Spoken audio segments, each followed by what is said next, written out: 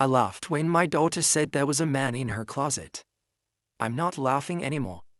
I want to start by making it clear that I'm not the kind of person who believes in ghosts.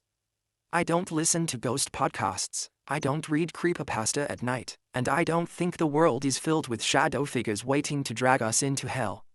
I'm a normal guy in my 30s with a mortgage, a job I complain about, and a kid I'm trying my best not to screw up. That's why this whole thing feels like I'm typing with my hands shaking. I don't want this to be real. It has to be stress, lack of sleep, maybe even some creeping paranoia. But every time I tell myself that, I remember what happened 2 weeks ago, and my stomach twists. My daughter, Emily, is 6. She's at that age where the imagination runs wild, and you never really know if she's making up stories or actually scared. She's been telling me for months that she doesn't like bedtime because the man comes out. At first, it was classic kid stuff. Monsters under the bed, shadows on the wall, that sort of thing. I did the whole look in the closet, see? Nothing there, routine, opening doors just to prove there was nothing but hangers and a few mismatched shoes on the floor. I even left a night light plugged in so she'd have a warm glow. But one night, out of nowhere, she tells me, "He talks to me when you leave." I chuckled. Who does, kiddo? The man in the closet. That got a laugh out of me. The kind you let out to relieve tension. I ruffled her hair, said, "Well, tell him to pay rent if he's gonna live there," and walked out. I didn't think about it again, until a week later. It was a Tuesday night. I was halfway through a beer, scrolling mindlessly on my phone when I heard her scream. Not a whine, not a "daddy, I need water," but a full-bodied, blood-freezing scream. I dropped everything and sprinted to her room. She was standing on her bed, back to the wall, pointing at the closet. "He's in there. He's in there." Her finger was stiff, like she was trying not to move, as though if she let go she'd see something she didn't want to. I bolted to the closet, yanked the door open, and it was empty. Of course it was. I showed her. Nothing but clothes. No boogeyman crouching in the shadows. She was trembling, her face wet with tears.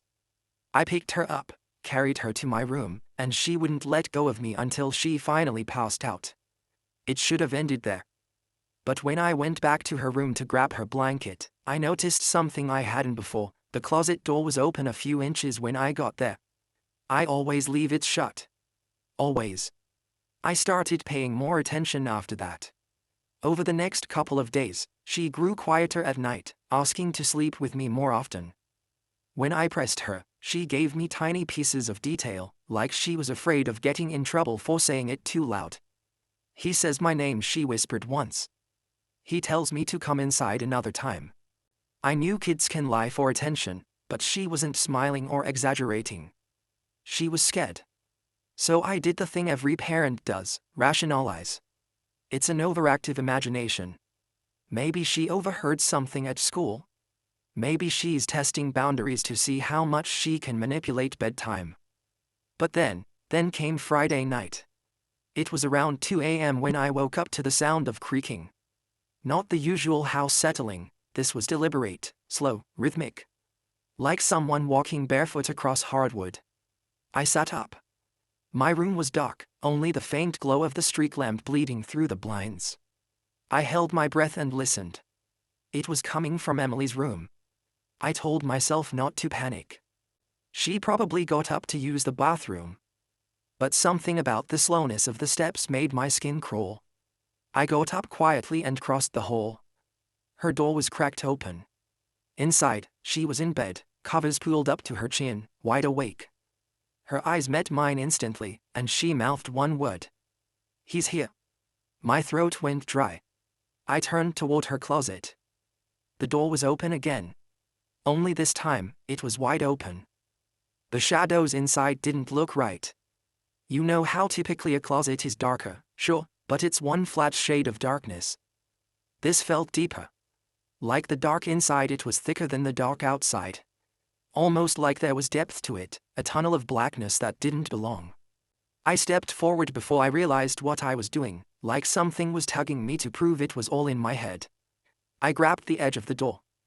That's when I heard it. A whisper. low, raspy, and so close I felt the hair on my neck rise. "Come closer." I jumped back like I'd touched fire.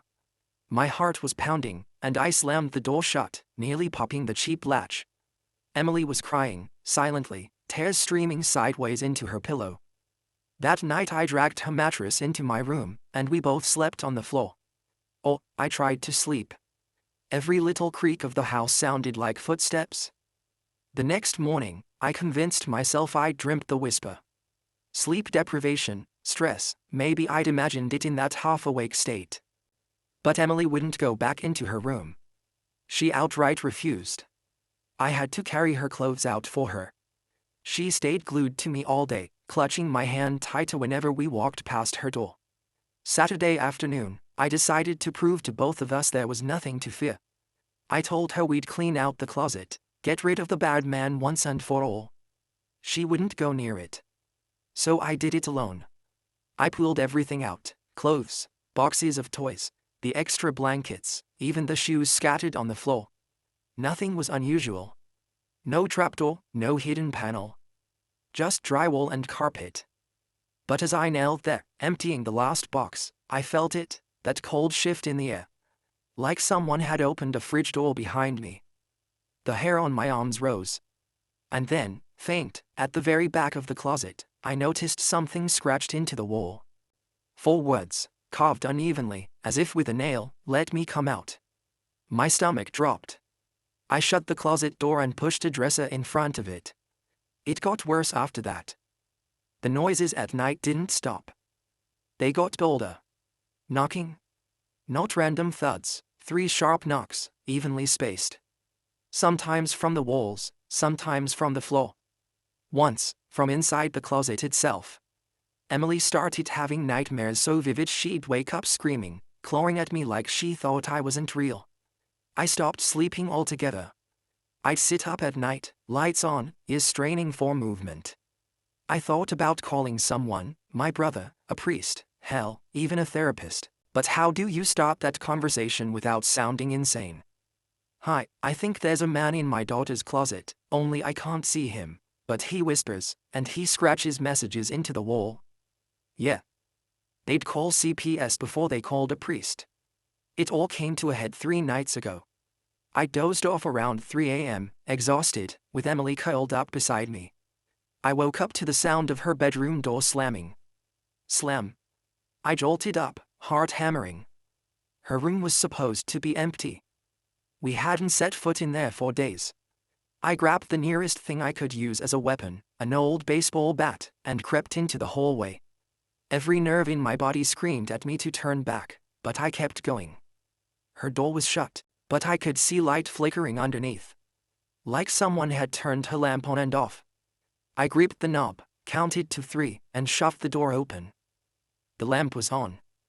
The closet door was wide open. And for just a second, half a second, I swear I saw something.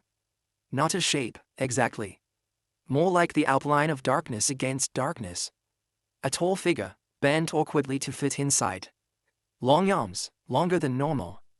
Head tilted, like it was studying me. And then, it stepped back. Into the dark. And was gone.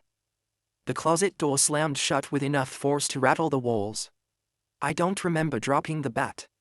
I only remember grabbing Emily from the floor where she'd tripped trying to follow me, and locking us both in my room until the sun came up.